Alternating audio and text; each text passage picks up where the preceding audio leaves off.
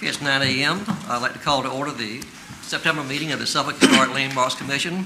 I'd like to have a roll call, please. Commissioner Bailey, Here. Commissioner Bissell, Here. Commissioner Coley, Here. Vice Chairman Darden, Here. Commissioner Draper, Here. Chairman Hobbs, Here. Commissioner King, Here. Commissioner Riddick, Here. Commissioner Turner. Here. There is a quorum. Thank you. I trust that everybody's had an opportunity to read the minutes that were mailed out. Does anybody have any additions or corrections to the minutes? Is there a motion we accept the minutes as presented? Make a motion to accept the minutes. Second. Have a motion and a second. All in favor, please say aye. Aye. Opposed? Hearing none, the minutes have been approved. We have one item of new business. This is request for certificate of appropriateness, HLC 2021-0027, submitted by Wyman Jong Holdings, LLC, applicant and property owner for exterior alterations of property located at 127 Clay Street. The property is further identified as zoning map 34G18, Block A, Parcel 354, Suffolk Voting Borough, Zone CBD, Central Business District, Zoning District, and HC, Historic Conservation Overlay District. We have a staff report, please. Good morning, Chairman and members of the Historic Landmarks Commission. For this certificate of appropriateness request, the applicant is requesting to remove 2 chimneys and to replace the standing seam roof with architectural shingles. The subject property is located at 127 Clay Street. The property is a contributing structure and is part of the East Washington Street District expansion of the Suffolk Historic Conservation Overlay District. And I just want to point out quickly that in your packet, 2 of the labels were switched, so the property is in the CBD. It's showing it in the different district. So as mentioned, the property is located in the Central Business District, Zoning District. The majority of the buildings in this area were constructed in the late 19th and early 20th century and represent Queen Anne Victorian and Colonial Revival architecture. According to the National Register of Historic Places, the subject property is constructed circa 1895 and is a Queen Anne Victorian style dwelling. There were several property maintenance issues which were resolved under a previous owner, including a rusting roof, porch flooring issues, smoke detectors were missing inside, and there was a sewage leak. The current owner and applicant has recently applied for certificate of appropriateness, that was under HLC 2021-025, to repaint the exterior of the house in window frames and to replace the porch boards with synthetic wood decking. The porch above shows the dwelling from Clay Street and from a vacant parking lot, which shows the left side of the dwelling. As mentioned, the applicant would like to remove 2 chimneys and replace the standing seam metal roof with architectural shingles and natural shadow hickory. The applicant provided contractor statements for the roof and the chimneys that speak to the need for removal. The roof is buckling and allowing stormwater infiltration, while the chimneys need to be removed down to the roof line due to instability. Staff reviewed the Historic District Design Guidelines and the Secretary of Interior Standards for Rehabilitation. Roofs are a key defining element of the style of the house. The design guidelines recommend that when replacing a roof, original materials should be matched as closely as possible. For example, standing seam metal roofs should not be replaced with asphalt shingles. The Secretary of Interior Standards for Rehabilitation also states that when replacement is necessary, the new features shall match the old in design, color, texture, and other visual qualities, and where possible, materials. Staff also considered the age of the home and the Queen Anne Victorian style. While the roof look, material, and style is a defining character, the chimneys do not appear to be unique to the style of the house and are not ornate. Therefore, staff recommends denial to replace the existing standing seam metal roof with architectural shingles. However, staff recommends approval to remove the 2 chimneys and patching the area with appropriate materials. This concludes staff's presentation. I will stand by for any questions after the public hearing. Thank you. Thank you. Okay, we'll now open the floor for the public hearing. Is there anybody here who'd like to speak in favor of this application? Yes, sir. I'm the owner of this property. My name is Wei Min Zhen, and thank you. Thank the company gave me the opportunity to speak out. There are several points I want to point out that replace with shingle should be can be approved. First point is that beneath the current middle roof, the original roof is cedar wood shingle. This is my first time I come to the city to send in my application. I saw that it's just a shingle, and then my contractor go up and take pictures and found it's wood shingle. So I'm not intention to replace this middle back to the wood shingle, but my point is that as long as we can keep the structure of this historical structure, it's okay to use other material instead of this middle, because this middle is not the original roof. The second point is that currently it's very difficult to find a contract to do the replacement of the middle roof. And also with this report that this roof is also beyond repairing. So we purchased the house in June this year, and I have called more than 10 contractors with all the resources such as online home advisor and Google search and BBB website. Even though we have a lot of roofing company, and most of them not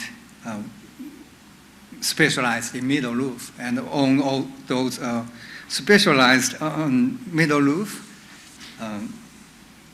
some of them come, but up to today I never, all of them come and said that is beyond the repair. And I asked them to propose the replacement of middle roof. Up to today, not one give me the proposal.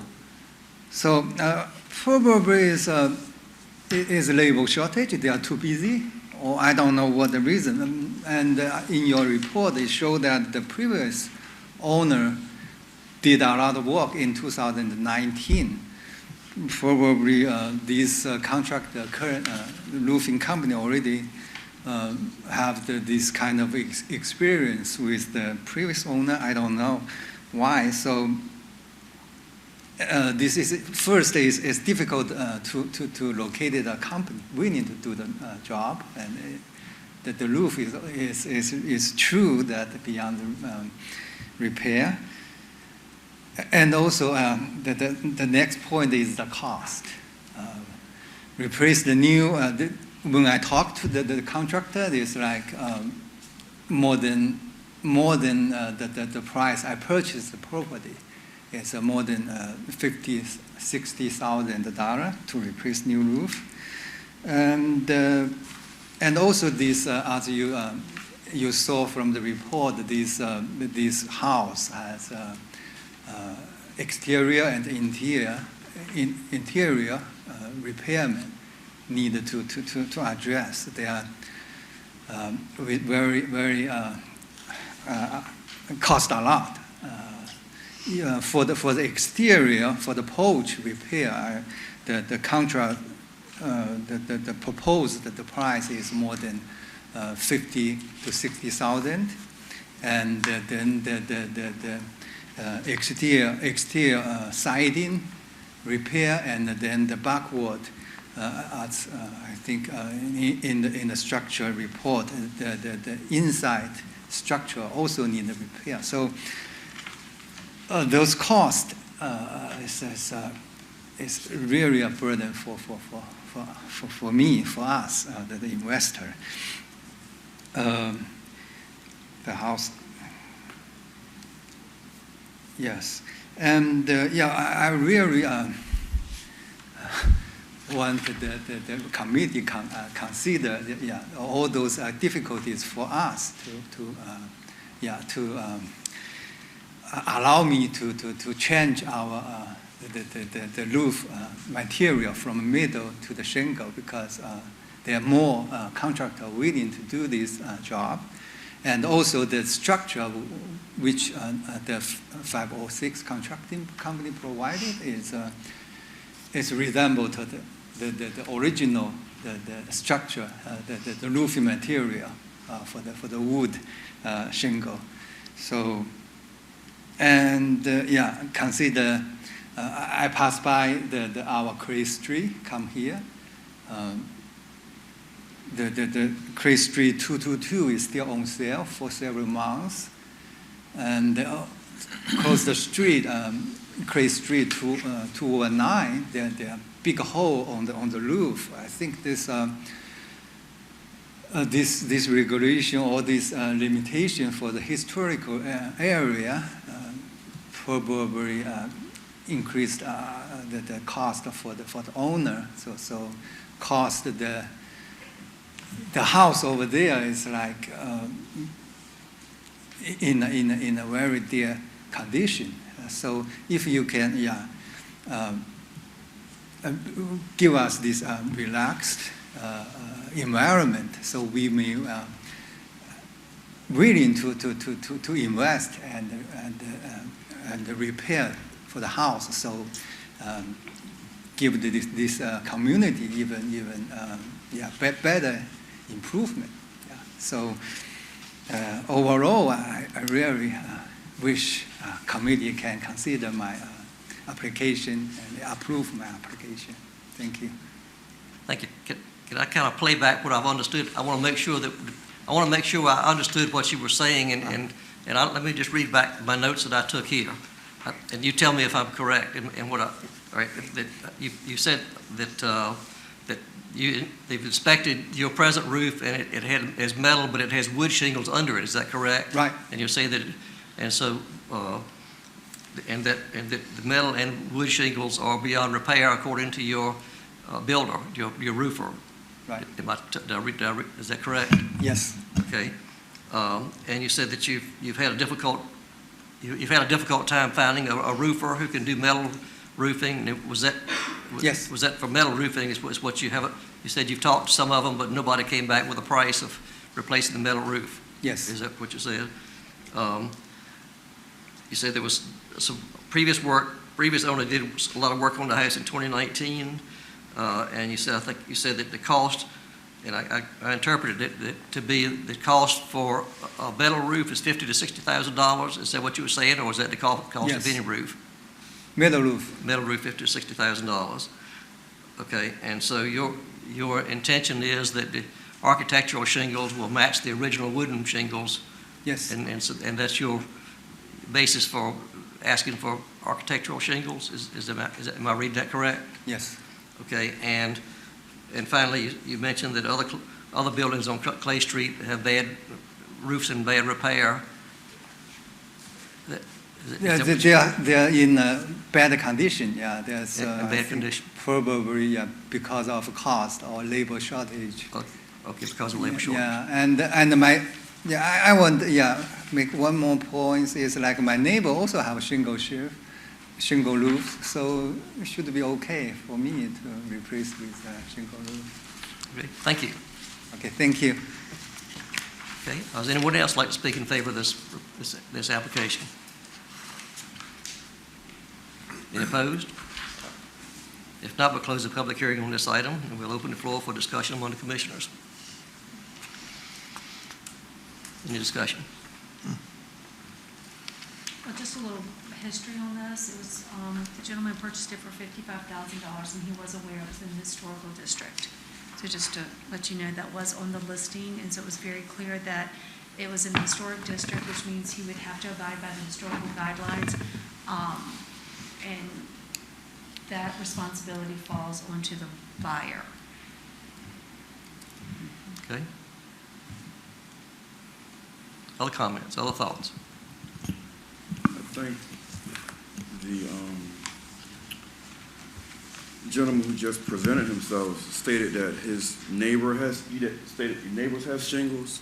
The picture, if I'm not mistaken, shows otherwise.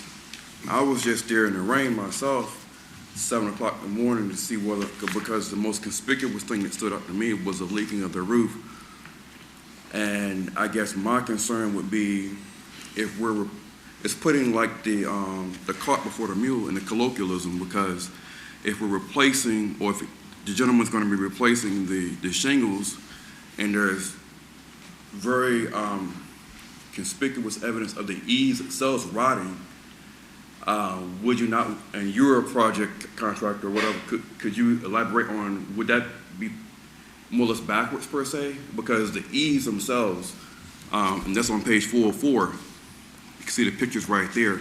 And when I went out there this morning in the rain, it shows deterioration all around the whole house. The house needs a lot of care. It's beautiful on the inside, but the house needs a lot of care. So if you could speak to that, then I guess would advocate for it if he's going to do what he needs to do. Does that make sense what I was asking? Well, I've been by and looked at the house and looked at the houses on the street that are up and down the street. And a lot of them have asphalt shingles. And of course, some still have the raised seam metal roof on them. Some of them have slate on them. There's a variety on the street.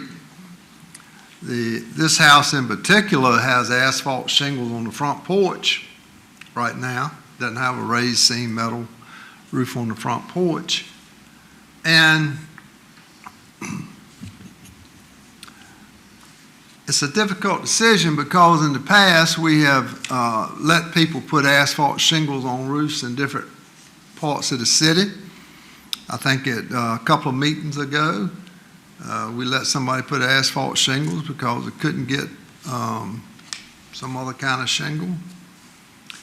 And so to put any kind of roof on that needs a lot of woodwork done, correction, repair. But I'm inclined to let him put asphalt shingles on there. That's my inclination. Especially since a lot of them on the street already have asphalt shingles. And the front porch of this one has asphalt shingles. But yeah, it's going to take a lot of woodwork around the cornice to put any kind of roof on there to make it watertight. But that's my inclination. To put a raised seam, and I know what I'm getting ready to say is probably not correct. To put a new raised seam metal roof on this house costs more than what the house is worth. And whether it keeps up the character of the street and the house, I'm not sure that it does. So, and we're going to take the two chimneys down and patch that. Well, that changes the character of the house, I think. And so, being practical, I say I'm inclined to go with an asphalt shingle roof. Ironically speaking, my very first HLC meeting, it was exact opposite. We took the 2 chimneys down, we took off the asphalt roof and put on a metal seam roof. And so I absolutely hear what you're saying. The gentleman at that point in time wanted to put the money into the building by putting on a metal seam roof, which just seemed unusual to go to that expense, but still wanted to take the chimneys down. So it seems that we are very fluid in roof choice, is my point. I know we've done both, and I remember one case where we came to city council and we insisted on the metal roof, and city council supported us. The guidelines clearly say, it says, I mean, almost, the statement is in there made that you don't use asphalt shingles in place of a metal roof. I'm a little bit like Larry. I mean, from the standpoint of the look of the whole street, if the cost of putting metal roofs back on buildings that already have them, if it becomes astronomical, it becomes impractical to do it, then the buildings are just going to go down. I mean, the buildings are going to deteriorate because people don't have the money or won't bother to repair them. It's the constant struggle that we have in trying to maintain the buildings and not break the bank. Right. It's our constant struggle. I mean, And we're not supposed to consider price, but we're practical people. right, and I'm in torn in between too. I mean, disregarding the price, I'm just thinking about what's going to happen to the street. If we insist on repairs that well, say if you can't find a roofer that can do the work, I don't know. I'd like to hear some more input from other members. I mean, clearly it says in the guidelines that this is not done, and these are the guidelines that we're supposed to uphold. So, I mean, that has to be my bottom line probably. But I'd like to hear any other thoughts from anybody else. When you look on the previous page, opposite, page number 4, if you look at down there at,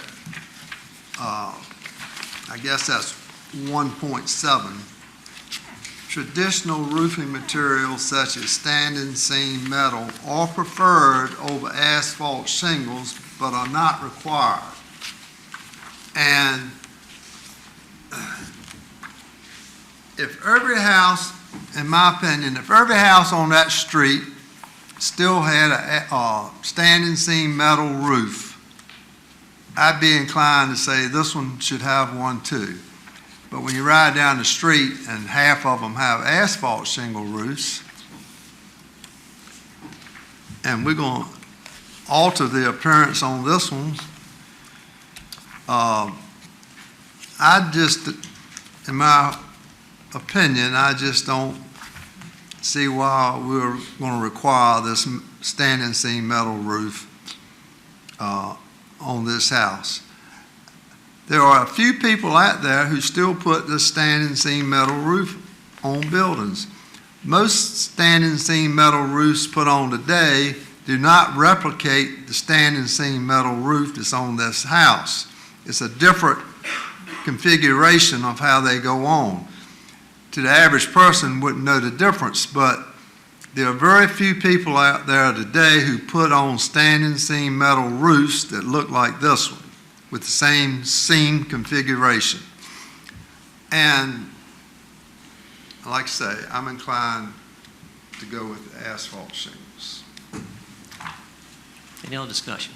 Yes, sir. If I may add, the picture right here, 2 houses down, is very similar to, I think, what you advocated for, in regards to the shingles itself. I think we have a guideline, but we're dealing with the question, are we going to deal with the letter of the law or the spirit of the law? And I think more so we should be in a position, as you've already stated, if we don't advocate for this gentleman going forward to replace this roof, it's going to be in a more dilapidated state than it is. It already has a plywood on one window, and as the house on the interior is beautiful, the porch is deteriorating. It's already a letter of appropriateness that's dated July the 12th, that's already on the window. So there's been some appropriateness afforded to this gentleman or the previous homeowner. So I'll be inclined to move forward, as my fellow commissioner said, to support making the changes as necessary. Other comments? Go ahead. Along those same lines, if we're going to head towards the shingles, I don't feel like they have to be brown. I feel that the applicant can work with staff on an appropriate roof and paint color, because if the brown was selected because it looks like cedar shake, let's face it, it's not cedar shake. So if he would like to go with a black roof and an appropriate paint color to make a nice crisp change, I don't feel that the applicant needs to be locked into brown because brown is the color of the cedar shake. I think working with staff on appropriate color of roof and paint that works with the historic palette, opening that choice back up is appropriate. Bill, what do you think? Well, I appreciate everything that you all have said, and I'm inclined to agree.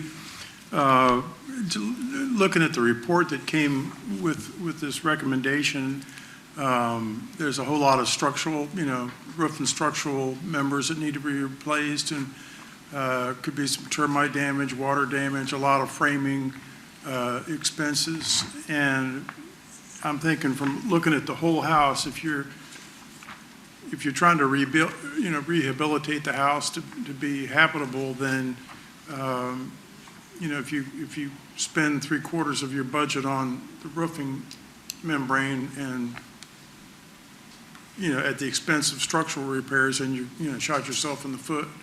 So, and just talking about the woodwork to repair the eaves and the cornices,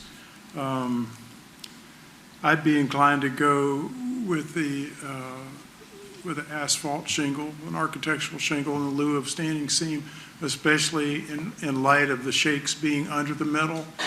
That kind of sends a flag up to me, and I know we've had this discussion on several projects before of how far back do you go to date it. And I know the manual says that you date it when it's incorporated as a historic structure, because you have to, put a pin in the timeline and say this is where we start. But I'm wrestling with the same thing you all are. You can miss the spirit of the law and basically, do a death sentence on the house by putting it beyond what the market and so forth will bear. You're a realtor. You probably have a great handle on where the sweet spot is. And I know this is a great market to be in, great time to be in real estate, and maybe that could help. But I also know that, talking to contractors a lot that I do, that the cost of framing, cost of a lot of things has gone up, and I don't know if it's stuck yet, but I remember when they raised the price of LPs back in the 70s because of the oil embargo, they went from $2 to $5 and never came back. So I'm thinking this suspended price may hold a while. So I'm thinking if we throw the baby out with the bathwater, then we've got an empty tub, period, and a vacant lot, which I just hate to see that happen, because it's another close call between, is it feasible, is it historic, and if you, I know there are a couple properties listed in our booklet that are scheduled to be demolished, and that every time I see one go down, it's like, well, what are we going to be left with? A vacant block with 2 standing seam roofs. That's not the neighborhood you want to live in.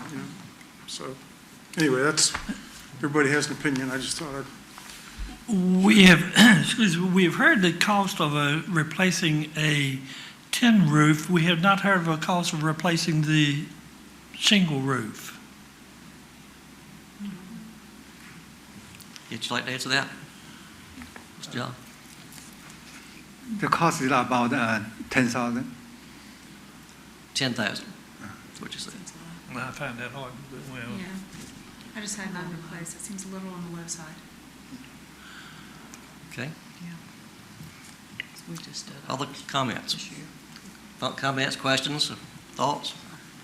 Well, over the years, particularly down in the second block, we've allowed shingles more than once. So I think the precedent has already been set. And that's why I would be inclined to go with shingles. One thing I'll just throw in too from the big picture is that I've worked on historic properties where the whole surrounding neighborhood is, the oldest thing there is from 1966, and here's something that's 180 years old sitting in the middle of this new environment. And that draws a huge amount of attention to the building, and it probably makes it a lot more valuable. There's a gem in the middle of a bunch of rhinestones. But in looking at the context of what we have here, it's like there's blocks and blocks and blocks of Victorian houses, one right after another. So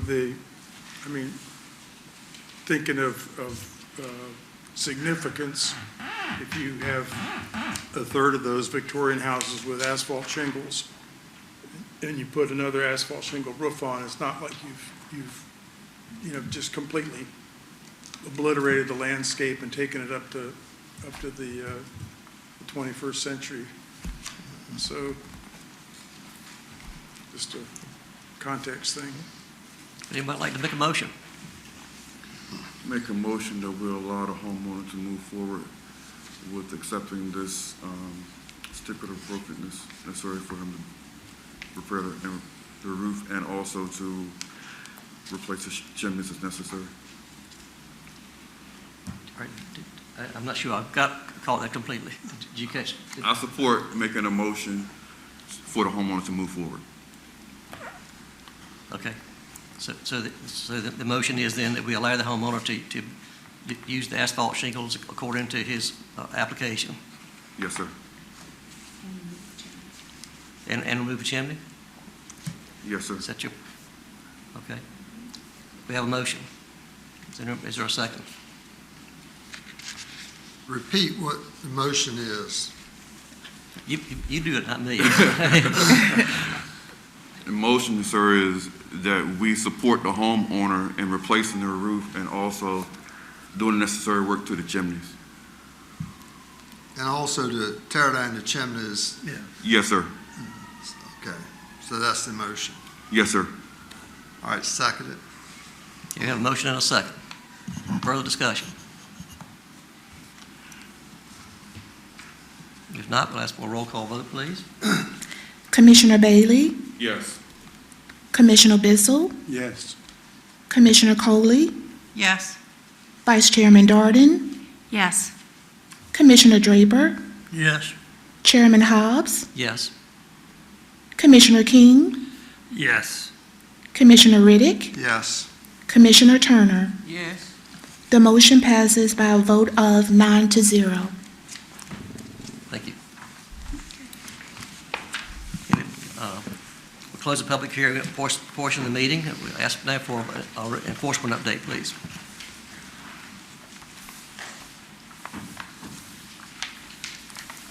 Morning. I have several properties that's under enforcement action in the HLC district. 342 North Main Street, again, we received a fine for that property earlier this summer, and it's being placed back on the docket for December. 179 East Washington Street, that property was in court this month and has been continued to October the 7th. 239 West Washington Street, the owner has ordered windows for that structure, and he's hoping that they come in sometime in October. 162 South Main Street, The court case was continued to October the 7th. 251 through 253 West Washington Street. Repairs and painting are complete and the property is in compliance now. 388 East Washington Street. There is an October 7th court hearing for the property maintenance damage to that property, to that structure. 205 Gray Street, repairs are in progress. And 223 Bank Street, we have issued notices of violations to the owner. We received a new address, and we're trying to have those notices served to him. 219 Play Street, we met with the owners of that property, and we issued a summons for them to appear in court on September the 2nd, and they didn't get any service. So we're going to have to reissue the summons. 181 North Main Street, that property is vacant. 118 Penner Street, the structure has been condemned and the owner is supposed to planning to demolish that structure. Any questions? Thank you. Thank you. Okay. Have a zoning update, please.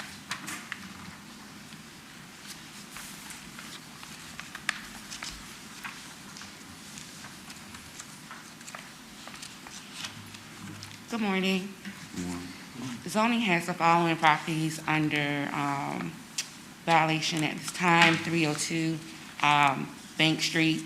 A notice of violation was issued on the property for installing a fence without a COA or a zoning permit.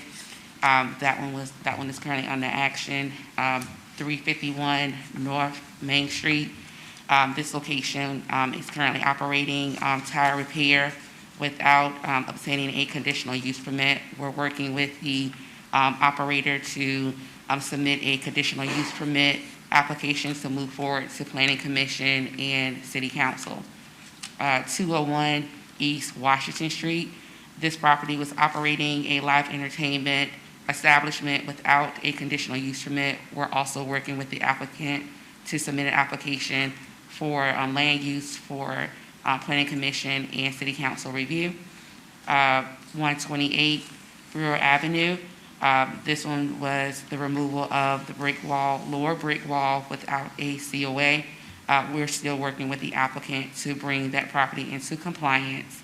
129 Brewer Avenue. This property painted the exterior of the building without a COA. We are also working with the applicant to bring that property into compliance. And the final one, 156 West Washington Street.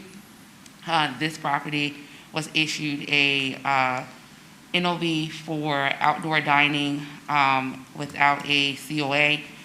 This item has been removed from the violation list. After further investigation, we found that this property received an approval under the Economic Development Grant with the COVID Relief Fund, so that item has been removed from our violation list. I'm available for any questions.